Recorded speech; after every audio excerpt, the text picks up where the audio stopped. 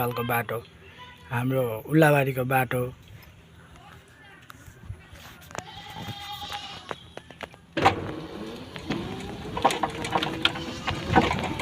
के यही हो हाम्रो देशको बाटो, हाम्रो नेपालको बाटो। सक्नुहुन्छ नेपालको बाटो।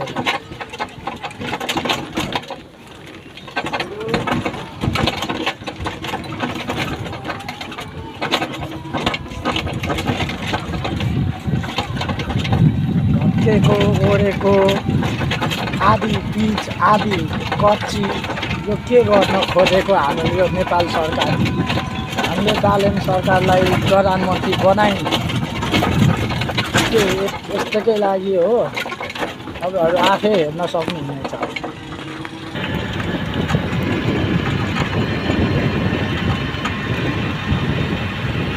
मलाई कुनै पनि युट्युबमा फेमस हुनु छैन, मलाई कुनै पनि रहर छैन कि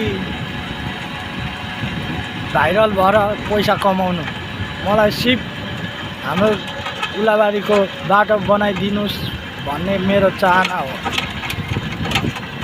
बाटो बनेपछि हामीले पनि राम्ररी आनन्दले कुदाउन पाइन्छ सफारी।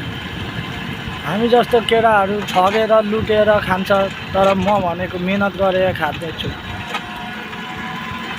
म मात्र होइन, हामी जस्तो 1500, 1600, 2000, 2500वटा सफारी छ यहाँ उल्लाबारीमा।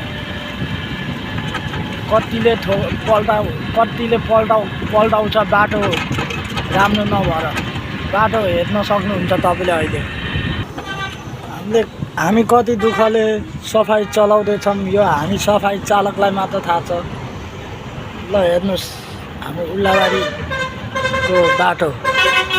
के अब यो बाटो बन्छ कि यो बाटो बन्दैन, र कहिलेसम्म बन्छ र कहिलेसम्म बन्दैन, यो भिडियो तपाईँहरूले सक्दो लाइक कमेन्ट र सेयर गरेर नेपाल सरकारसम्म पुर्याइदिनु हुनु म अनुरोध गर्दछु।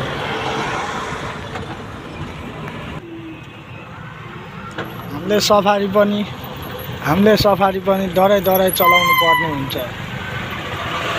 काहीँ लड्ला कि काहीँ ठोक्केला कि काहीँ पल्टेला कि भनेर, किनकि बाटै यस्तै छ। हेर्न सक्नुहुन्छ तपाईँहरूले। के यही हो हाम्रो देश नेपालको बाटो।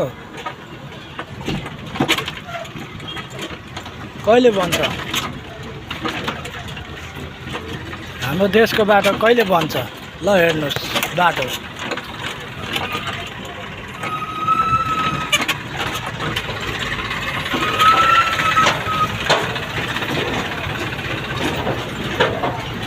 सफारीवालाको बिजोग, गाडीवालाको बिजोग, बाइकवालाको बिजोग।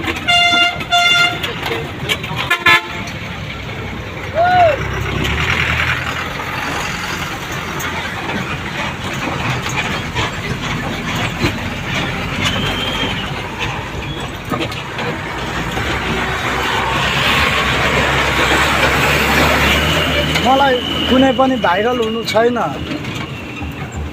मलाई सिर्फ यो नेपालको बाटो बनाइदियोस् भन्ने र मात्र यो भिडियो बनाएको हो। नेपाल सरकारसम्म यो भिडियो सेयर गरिदिनु हुन अनुरोध गर्दछु।